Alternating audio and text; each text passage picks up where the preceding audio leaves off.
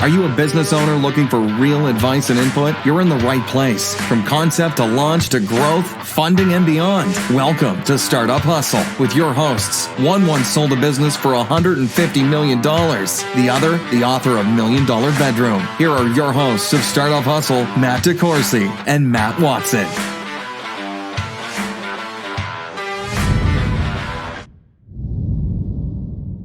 And we're back. Another episode of Startup Hustle. Matt DeCourcy here with Matt Watson. Hi, Matt. What's going on, man?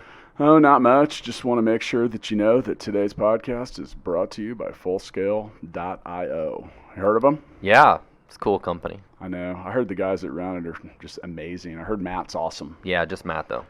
Speaking of amazing companies and startups, we have a guest today that's whose company is doing a whole lot for things related to, the environment. And so much of the pollution that comes in the air comes from things like scooters and small engines and stuff like that. And we're going to talk a little bit more about that. But with us today, we've got Ace Wagner, who's the CEO of Technology Elevated. Ace, what's up? What's up, Matt? I'm here and happy to be here. So thank you for that vibrant introduction. Anything I can do to pump up the situation. Now, before we recorded, we also decided we're not going to play cards with you. Why? I don't just feel like playing cards with a guy named Ace is not a good idea. I mean, am I wrong, or I don't know? You are wrong. Okay. I'm a sucker. Well, that's good. Yeah. Also, guys named Ace that tell you they're a sucker at the card table, I feel also like, but okay. Watson, do you see how that works? Yeah, He's like, yeah, I'm a fish. I'm a sucker. You can get me. You can take all my money. I'm sure he's heard all of this his entire life. Next thing you know, you're at an ATM at the convenience store, and it's going maximum withdrawal for the day. So anyway, and by the way, if you're out there, you want to check us out on YouTube, come subscribe to our new channel. We love it when you are interactive. So you can go to technologyelevated.com and check out what they do. So let's talk a little bit about engines and your background and stuff like that. So you guys do some complex stuff, and then it's also kind of straightforward at the same time. So give us a little background about what y'all are up to at Technology Elevated. So maybe you've heard in the past of the magic carburetor that could do all kinds of things in terms of fuel economy and power systems and this kind of thing. There's been quite a history around such a revolutionary product. And some of that history evolved from a guy named Red Edmondson. And Red was an inventor, a rider, racer, very well known in the automotive circuit and the motorbike circuit.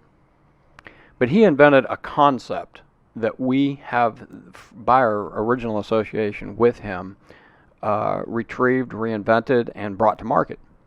And that solution, I don't want to call it a carburetor because it performs in a way as a mechanical fuel system.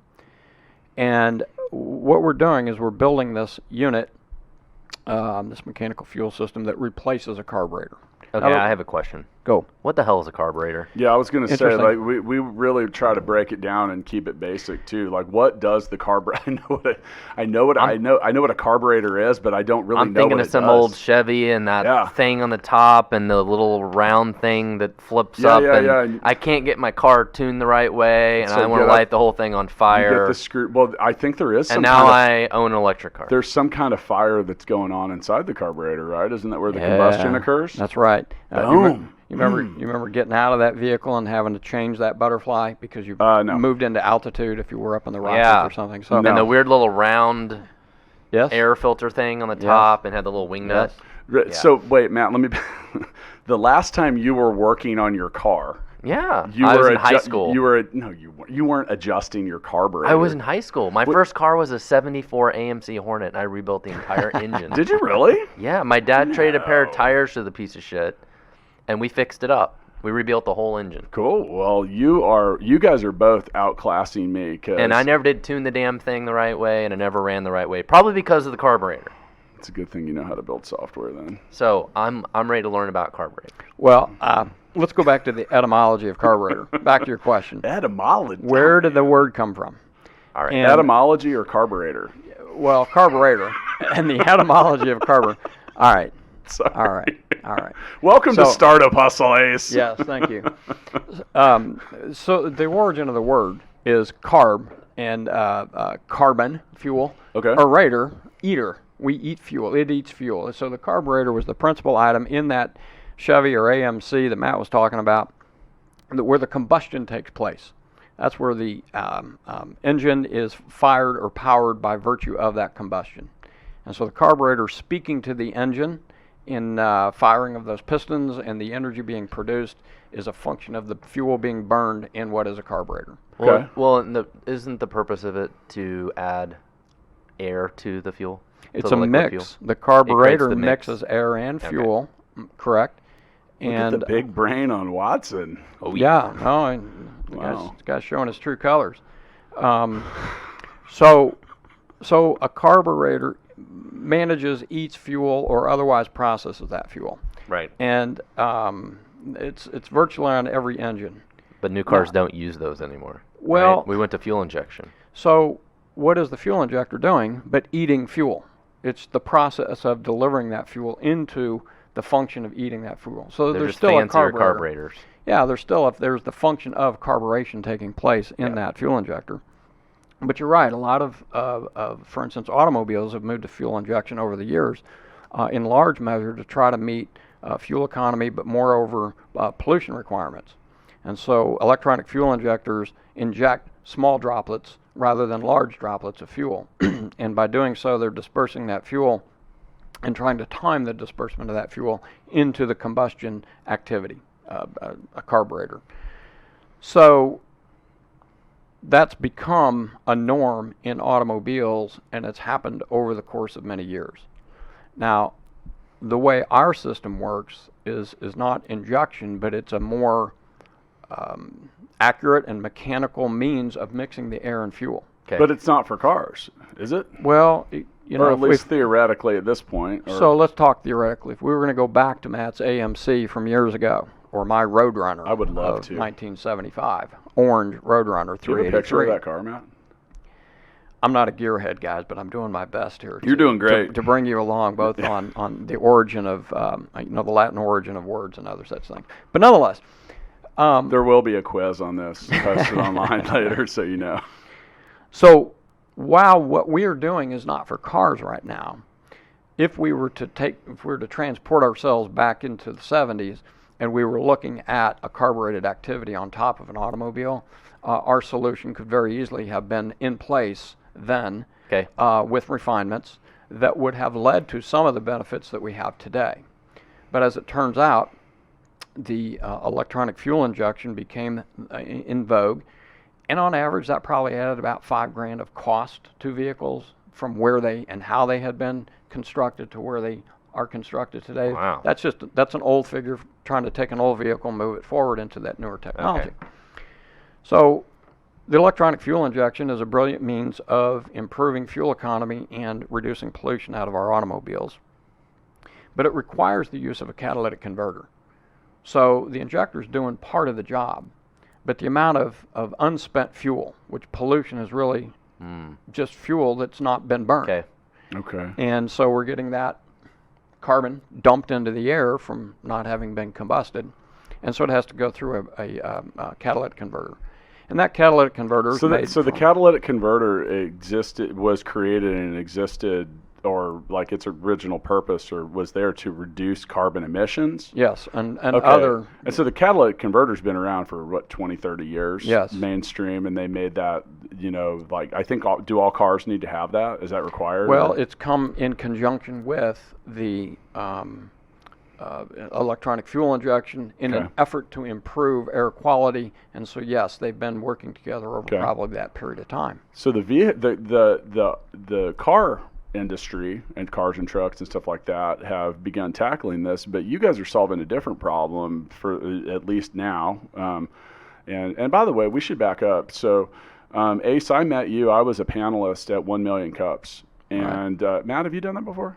I don't think I've been a panelist. Okay. I've been to 1 Million Cups a few times. So 1 Million Cups is, and by the way, regardless of where you are, whether you're in Kansas City or somewhere else, go check it out because it's cool. And it's in a bunch of cities. Yeah, but it started here, which I thought was really neat. So 1 Million Cups is an opportunity for businesses to go present their solution and themselves to a group of people. The local community. Yeah, and get feedback on it. And it's a good way to get exposure. It's also a good way to get feedback. So I was one of the panelists, and we sat on stage and talked about your stuff.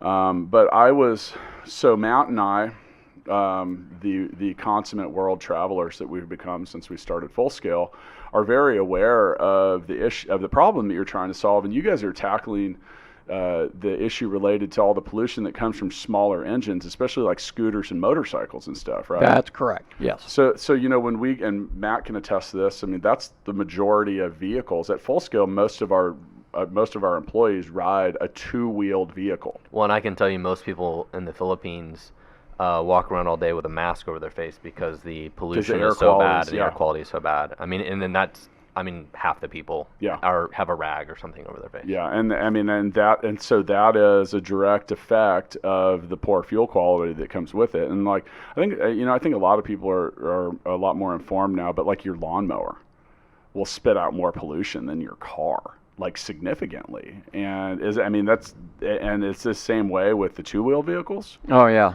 the two-wheel vehicles, the weed eaters, the lawnmowers. That technology and the absence of a catalytic converter, the absence of higher quality either fuel injection or the use of our product, if you combine all of those small engines up, they're near the second largest polluters in the world. Right. Second to coal-fired power plants. But here's the problem with the rag across the face with your Filipino employees and friends. The carbon molecule is heavier than other air molecules. And so when we're spitting that carbon out of those small engines going down that roadway, it unfortunately has the effect of staying at ground level. So not to be a fan of coal-fired power plants, but they have tall stacks, and there's been an awful lot of regulation cleaning the air coming from those stacks, and it's also several hundred feet in the air, and the wind has a better chance of taking that someplace. So we're killing ourselves worldwide by sucking in that ground level pollution. What you've done in those urban centers is you've aggregated so many of those things together that people have to have a cloth across their face just to try to breathe. So what our product could do for that situation, and we're in the aftermarket today, is replace the fuel system on a lot of those scooters and mild motorcycles. Our system works on units up to about a 600 cc level. But most of these are probably 50 or 100 cc. Yeah. So 600's a lot. Sweet spot for us. 600's big, but it gives you an idea of the breadth. So we're down at being able to manage that 50 cc all the way up to that large. Most of the bikes that you see running around the Philippines are 50, they're 100 cc, 150 cc, or maybe 175 motorcycles. But our system replaces the existing, and when those units were new, they went out with a carburetor on them, and they don't have a catalytic converter typically. But if we were in a situation where we could replace that carburetor for that rider, we would reduce that ground level pollution by 50%, the carbon side of that ground level pollution. So it's a big bump. How would it improve the fuel efficiency too? It depends on the bike, but we've tested, and let's just call it a scooter that we've tested, and we know we have 42% fuel improvement on a scooter. So the beauty of that is that if we can figure out how to get the message, which is why I'm talking to you brilliant social media marketing people, is that we can figure out how to deliver that message into those kinds of markets. The Philippines being one place that would be a wonderful target. And we can price our product at volume at a level that would be affordable to these folks. The opportunity for them, and for instance in India we run the numbers, and these riders average about 5,000 miles a year, getting to work and back and riding their families around. Well, that would save them about $100 to $125 a year in fuel costs, and that's big money there. That's big money to these people who, whose average annual income might be $3,000, $5,000. So what we're after is the trifecta, the blend of both increased power, which we'll talk about in a minute, because some of our customers today are buying it for that purpose and that purpose alone, but to have a drastic improvement on the ground level pollution, while at the same time hopefully putting a product in the hands of that buyer that saves them money year in and year out. So let me ask you this. If I am Philippines or India or one of these countries that has motorcycles everywhere, what do they currently do today in regards to emissions and controlling emissions of motorcycles? Are emissions on motorcycles, have they improved over the years? Or emissions on motorcycles pretty terrible at this point? Like they're just something that's never really been improved, or? Really not been addressed in any significant way.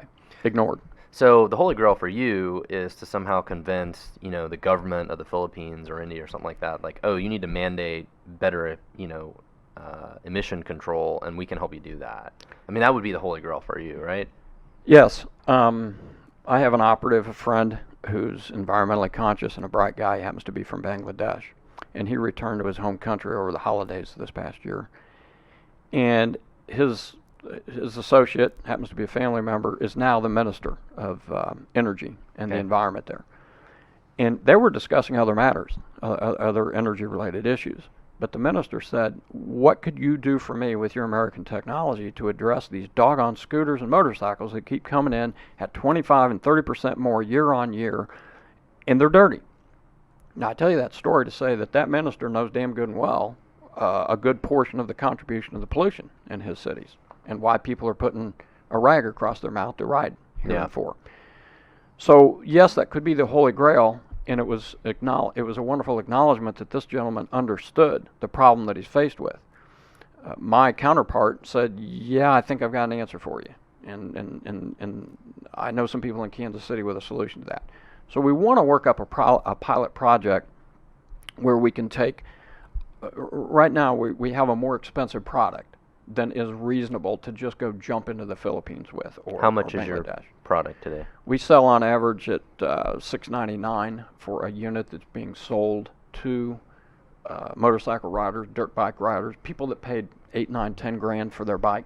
And that's the niche that you've carved out. So while we're talking about solving the environmental issues and reducing carbon emissions in places like Bangladesh or the Philippines, but that $6.99 a unit that's a lot. Right. Yeah, hang on. Yeah, go. I just bought a motorcycle in the Philippines. You did? A brand new one, a Yamaha. I don't remember what model it was. There's so many things I learn about Matt during this podcast. That's interesting. Brand new. Do you want to guess how much it costs? $9.99. I was going to say probably $1,500. Can I bid $1,400? Dang, I was going to brand new. Not used. I was going to bid $1 brand after new. that. What brand, Matt? Yamaha. Okay. I could get you the model number, and it's 100% brand new. Okay, so we take that brand new unit. So that $700 is a huge amount, right, for a $1,400. Right, but the dirt bikes that I'm referring to are Yamaha, KTM, others here stateside, and they're more expensive. Yep. So the fuel system on that $1,400 bike that you bought is mass manufactured someplace. It's been installed on these bikes all over the world, and not much has been done, if anything at all, to attend to the output. Oh, I bet the fuel efficiency and stuff is... Right. Everything about it is made cheap, I guarantee you. Right. Yep. So with volume, the opportunity for our company to drive cost out of these units is very probable. And, we're in the hundreds and the low thousands of production doing what we're doing today, which is a real niche. Where we want to head is into the opportunity for the large-scale production, and at volume, we want to be able to sell a unit for $100 try to get that rider an opportunity to save the amount of money annually that might cost on a one-year term. Right. We could get it cheaper than that. I would love to do that. But with that, let's challenge this a little bit, because one of the things when we talked at 1 million cups that I brought up was there's a supply chain issue that, because when someone has to replace an engine component, they don't want to wait. That's like a now thing. It's like, fix my car now. Like, I'm out of work because I can't get to work. Right. Or I can't, any of it. And the issue with some of that is you got to have the part in stock and different stuff like that. Is that part? And then there's an awareness, component too. So, how are you guys, or what are some of your plans for tackling either the availability or the awareness that the product even exists? Oh, well, the awareness is the first issue. Right. And as Matt said earlier, maybe the minister's acknowledgement of the problem and the potential solution would enable us to reach out a little bit further. In that particular example, my friend, the Bangladeshi young man, has a friend who built an app. And the app is effectively the Uber for the riding of a motorcycle. So if you were there and you can't get across town, you put that app and get yourself a ride on the back of somebody's bike, and you weave in and out of traffic. It's called Angkas in the Philippines. Is that an app, an operating app? That I've ridden on the back of those motorcycles a bunch of times. I thought they had. Is that Grab? Isn't that another? Grab is like the car version. Okay. Angkas is the motorcycle version. Okay. Well, this version was developed by a Bangladeshi, and I don't know the name of it, but he's got 1,200,000 subscribers. So many of those are bike riders themselves. And our goal is to have the product developed and produced in such at a cost level that we could say and broadcast to that social media outlet, to that group of riders, this thing, one, reduces pollution, and two, you can they could advertise to that. But secondly, you could put this money in your pocket. Those guys are probably riding 10,000 miles a year and can save $200, $250 a year. See, the problem I see with these sort of things is it costs money to save money. Yeah. Yes. And like the average person in the Philippines doesn't even buy a regular size thing of like shampoo. Yeah. They could buy that and save money, but instead they buy individual serving shampoo things that cost like a few pennies, and they buy like those every week instead of like going to Costco and buying a big thing of it. Like they could save so much money. Like same thing with toilet paper. They buy one roll of toilet paper at a time, which is more expensive. But that's all the money they have. I just do one square at a time. One square at a time. Yeah. So that's the problem with so many of these things, right? It costs money to save money, and actually like the people I'm talking about that I helped buy this motorcycle, they don't even have a stove or refrigerator. Yeah. So the idea of them spending money on a carburetor is probably way down the list, right? So that's the challenge. Another challenge too, and this is just like general realism here, is getting people to care. Yeah. You know, because just like for real, like on so many levels, like especially in some of these countries where you talk about your potential buyer not having a refrigerator or a stove or something like that, and then like trying to convince that buyer, hey, you got to save the environment. And they're like, man, I'm just trying to like eat. Literally survive. Yeah. They're literally trying to survive. Now, maybe that's not your target buyer. We've always said along the way that there are riches in the niches. And let's talk about that for a second before we get into the challenges, because you actually have seen a high level of adoption with enduro racing. We've begun to see that. We're just coming out of the closet ourselves a little bit because the supply chain that you mentioned earlier has been our challenge. You met Corey Dias when we were at 1 Million Cups, and I wish he could have been. He's like the engine scientist. And he was the protege and had the benefit of being educated by Red Edmondson, so they knew one another. And where K-State is known for agriculture, Corey lived and worked in Wyoming, and the University of Wyoming there is known for small engine development, increased power and management and effectiveness of those engines. And so he's got frankly the brilliance to deliver this technology. I'm adrift trying to take the brilliance of this technology into the developing world. Sure. You guys have acknowledged both the need and also the problems for that. Yeah. I'm cool with the need. I got that covered for you. You figure out how to help get the message out there for me, will you? Well, I think that's the challenge for any product in any business. Yes, we talk to a lot of people, and by the way, I think what you guys are doing is amazing, and it's a really admirable approach. I think there's no silver bullet solution to all of the climate change issues that get out there, and it's going to have to take a swarm of bees to kind of get after that. But that's what's awesome is you legitimately solve a huge part of the problem. Right. But that's what's funny. Same thing with like what StackFi does, right? Like we can help software developers improve the performance of their software. But unless they have an acute pain by that, they're like, whatever. Yeah, maybe you can help me a little bit, but I've got this other dumpster fire over here I need to go work on. Yeah, well, right, and that's that caring component, and that's not just. That's available to anything, and until that pain component, until that threshold for pain, and pollution is never reached, one of them. It should be. It really except should to the government, right? Yeah. Well, yeah. And so to me, the holy grail of this to me is like can you go to somebody like Yamaha and just license this to them and say, hey, we have a better design. You can manufacture this for $10 a motorcycle or whatever it is you already pay. Yep. Pay us a few dollars, and here's all the rights to the patent, license it, put this on every freaking motorcycle. All right, you see that wall next to you? Beat your head against that a little bit. Oh, do it. So yes, Matt, what you're saying is true. But as we look at the obstacles of delivering new technology into the market, you described one of them. A behemoth company, what do you mean you got something better than what we got? How can that be? That doesn't fit. So we're in this niche that we're in to try to put units into the marketplace, to prove the point, to scatter the tests that we've already run to prove what we're saying. There's another example of an outfit called Bimbo Brakes. They make a better brake. People can stop, and whatever it is about the function of their brake, it works at a higher level. So that company went into the aftermarket and was selling to motorcycle users, and they bought the brand new Yamaha or KTM or whatever they bought, and by God, they put a Bimbo brake on. They took off the old one and put on a new one, even though it cost them a few extra bucks. It's a luxury product. Yeah, it seemingly was a luxury product, but what happened is the vendors came knocking on their door and saying, it seems to me our customers keep using this other product, and we'd like to cut a deal with you. Yep. So we're trying to enter that market, and we're holding a few conversations with not necessarily the Yamaha, Kawasaki's of the world at this point, but with a couple motorcycle makers who give their customers options about how they build those out.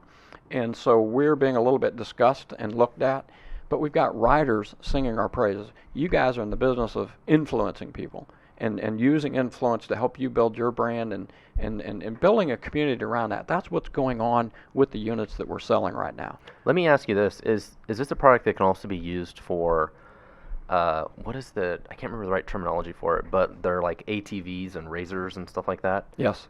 Now, a lot of that market has gone electronic fuel injection. So to continue to operate, some of those vendors were forced by our EPA or the Euro. Those are more substantial engines, right? They're more like a car engine in some cases. Yeah, but that's not why our technology wouldn't work there, because it absolutely would. But they're defaulting to what is known in the market. So don't accept my words here as something that's well known in the market. We're just inching our way into the market. Okay. But the technology could absolutely be used across a much broader band of uses. So we've tested these things, and let's just go on your example there.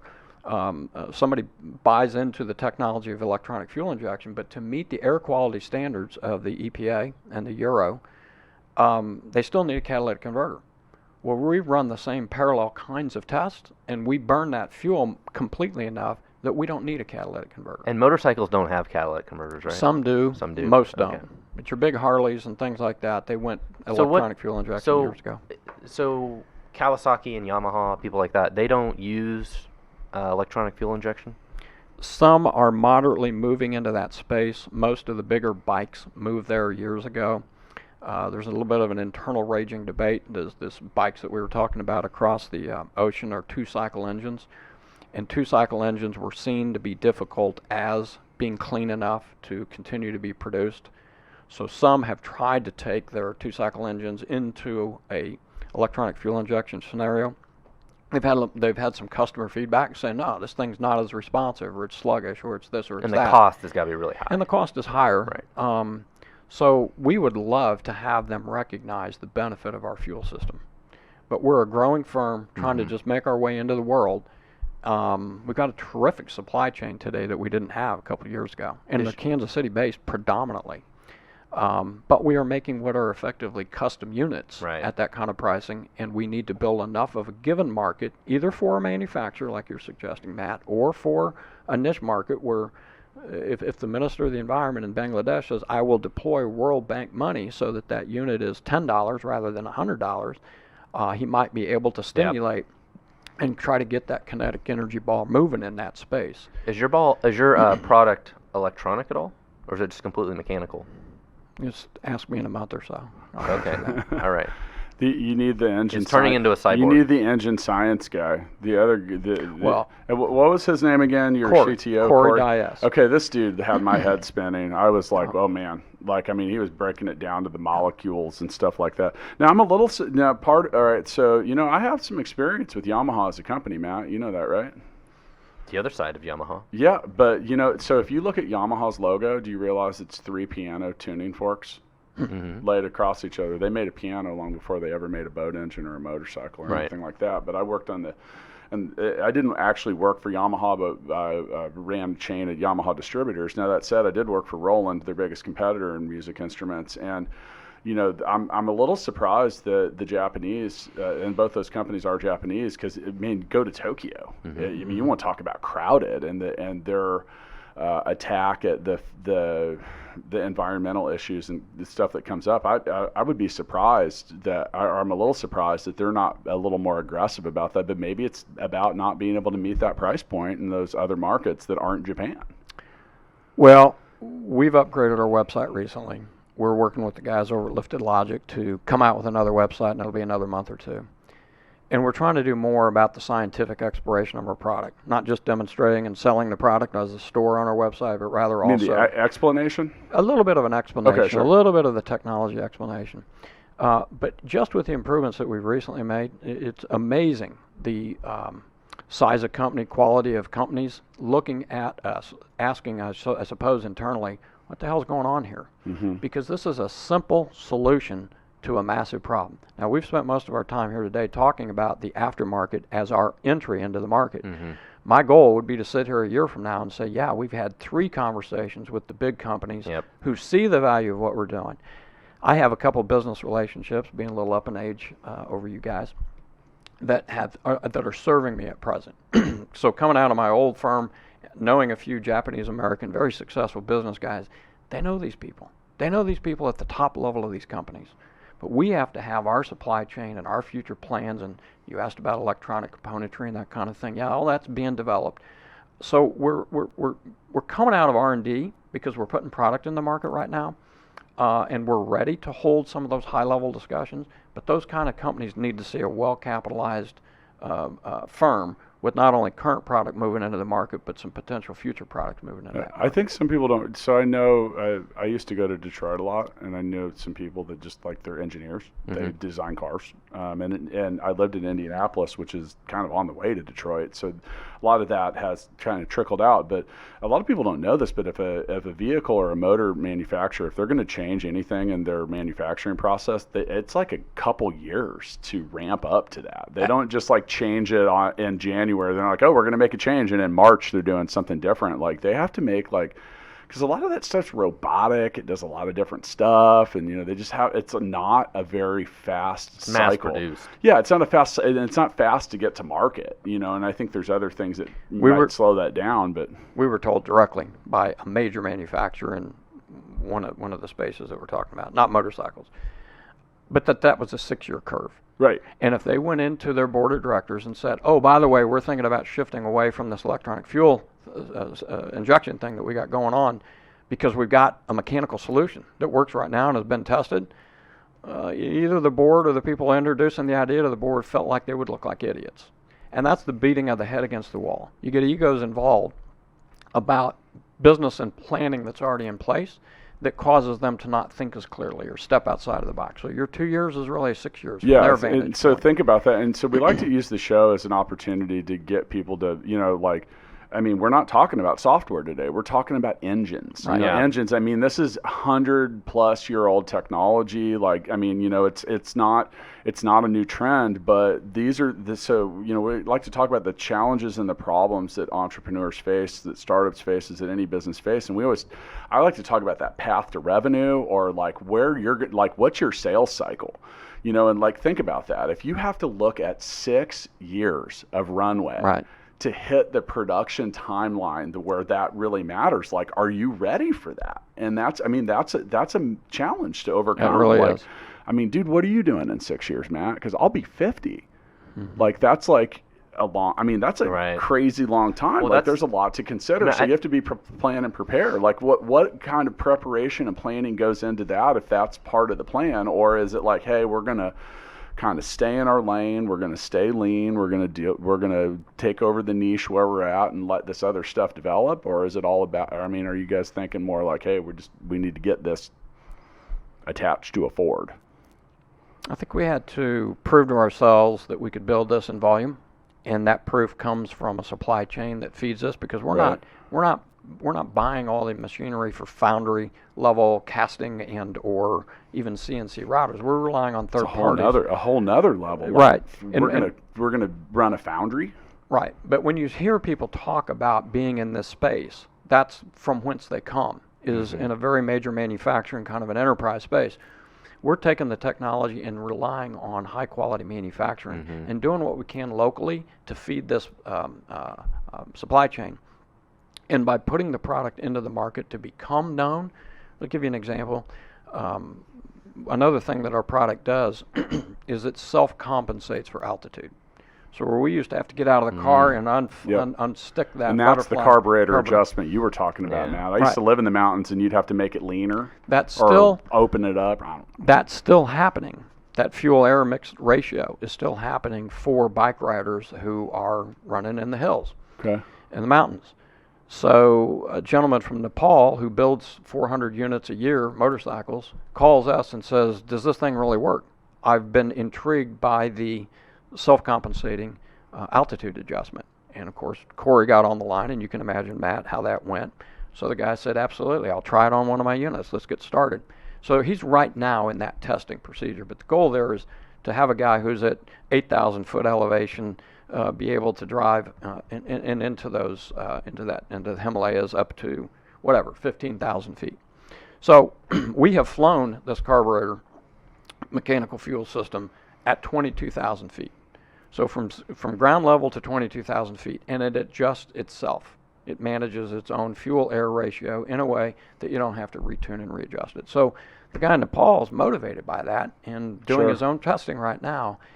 So, it could be a small OEM for us, somebody who says, I'm going to put this unit on as first level equipment rather than buying that stuff from his supplier. I mean, it seems like you just have to do everything you can to prove the market, prove the product, and then hope somebody else comes along and wants to license it and manufacture it at scale. Yes. Yeah, we'd be happy to license over time. We'd be happy to be the supplier to mid-size OEM opportunities. It's like, here's the designs. You guys go build 1 million of these things. You got it. So a few things as we round out this episode. First off, if you want to check out what Ace and Technology Elevated do, you can go to technologyelevated.com. I've been to the website. It's got some really cool stuff. You can check out what they're doing.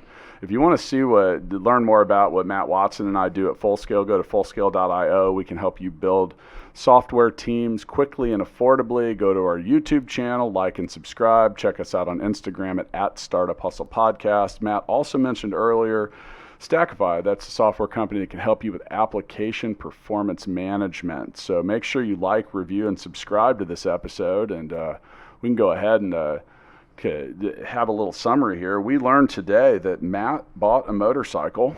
I did. That's the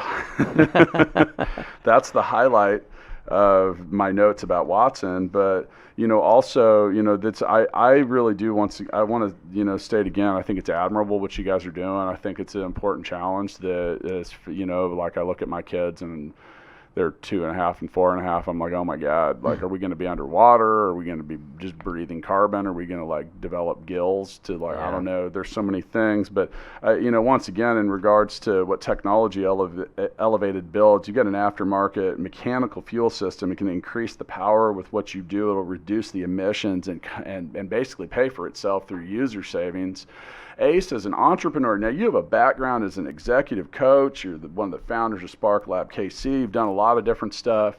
From what you've learned at Technology Elevated, can you give our listeners just a little bit of entrepreneurial advice? It doesn't even need to come from that. Just drop a little knowledge on us, other than to not play cards with you.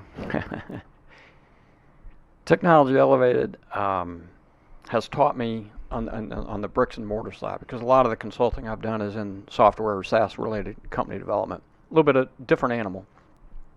It takes me back to my construction supply days, because I was a owner and operator of a significant construction supply company. And what I mean by that is that the bricks and mortar side of building a business, the management of the available cash and the production lines and the timing, it takes a team. It takes a really focused team, because it takes different subspecialties to make that happen. I've mentioned Corey a couple times. The guy's flipping brilliant relative to this technology. He simply needs to be known by other people who are building these kinds of equipment, because when we go to license this stuff, he's the key integrator of their ability to build what we have. We're still just trying to learn how this thing works, or why it works to the degree that it does. We've got a wonderful opportunity to do a test performance and evaluation with the guys at MRI Global, big energy-related enterprise, big research institute. It's the tying together of those various elements and recognizing that the pieces of that build-out and that puzzle. I've mentioned my supply chain repeatedly. I got to thank them for taking a risk with us at an early stage to build what we need on our limited capital base to make things happen and to work with us. And they're very motivated to help us grow into and succeed with this company. Perhaps in part because we're an emerging technology company, perhaps in part because, you know what, we're trying to solve a bit of a world's problem. It's a real problem. Yeah. So that's what motivates me, and that's why I'm putting time in there, is to see if we can figure out how to get this product delivered into the world to be part of the solution. We're all doing a better job at pointing at the problem and understanding the environmental problem, but I'm looking forward to being part of the solution, and that's why I work there. But it takes a team to get it done, and we're just trying to come into the world as an early stage firm. We're in revenue. Looking for our next stage of investment. Probably our Series A needs to be pulled together here in short order, because the things that we've talked about here on the short podcast are very cash intensive. It's going to take a lot to make this happen. Yeah, I think that there were some important lessons here. I mean, one of the things that I think is just a resounding theme Matt and I have talked about with so many different people is the importance of finding co-founders, people that are good at stuff. Like Matt, I know now that you are very proficient at building, fixing, upgrading, and maintaining engines. Yeah. And everyone knows that I'm like an all-star race car driver, so we can start a race team. Oh, yeah. We're gonna use your new motorcycle. We're gonna put one of these things on it. We're gonna increase the power. Now here's the problem. I'm a big dude. So I feel like I'm like it would be like putting two jockeys on a horse. I'm not sure if that's the right approach. So what I'm going to do is I'm going to go hit the gym. I'll see you guys next time. Thank you. Thank you.